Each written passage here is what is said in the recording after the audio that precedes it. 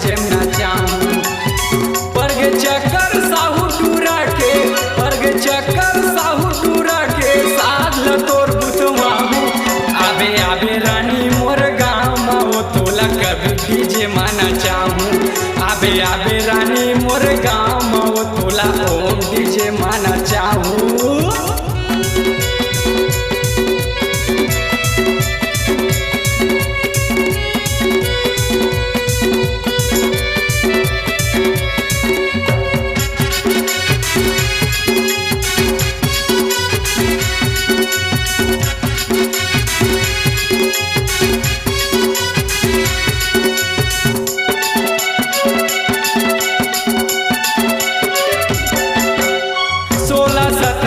उमर हवा तोर मारत रेखा चुफानो।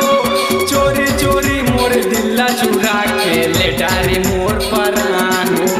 चोरी चोरी मोर दिल्ला चुरा के ले डारे मोर परानो।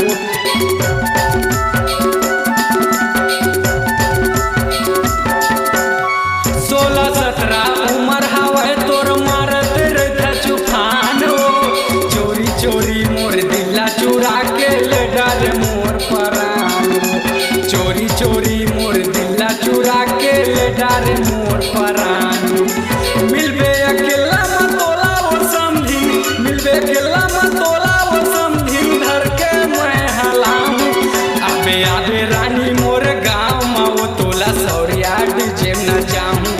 आबे आबे रानी मोर गाँव माओ तोला ओम डीजे नचाऊं।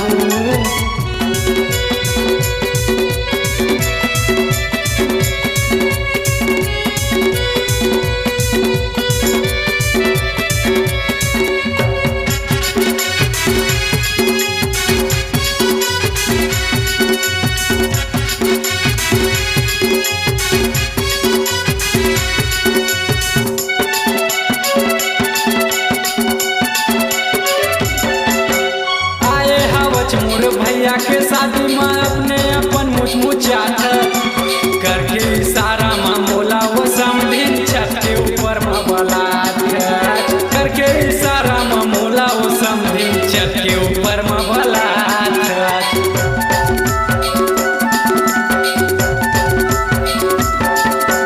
आए हवच मोर भैया के शादी में अपने अपन मुचमुचात करके इशारा में मोला वो समधिन छत के ऊपर में बलात। करके इशारा में मोला वो सारी छत के ऊपर में बलात। पप्पू दुकान में तोला ले जाके, पप्पू दुकान में तोला ले जाके चोको बार खवाऊं। आबे आबे रानी मोर गाँव में वो तोला ओम डीजे नचाऊं। आबे आबे रानी मोर गाँव में वो तोला कभी डीजे नचाऊं रे।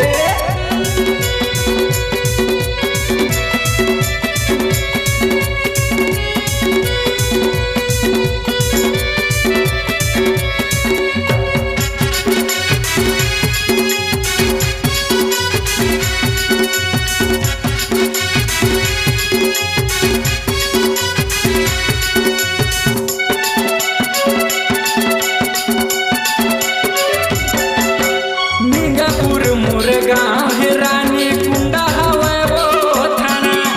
तहसील पंडरिया जिला कंवरधा दामापुर में तयाना। तहसील पंडरिया जिला कंवरधा दामापुर में तयाना।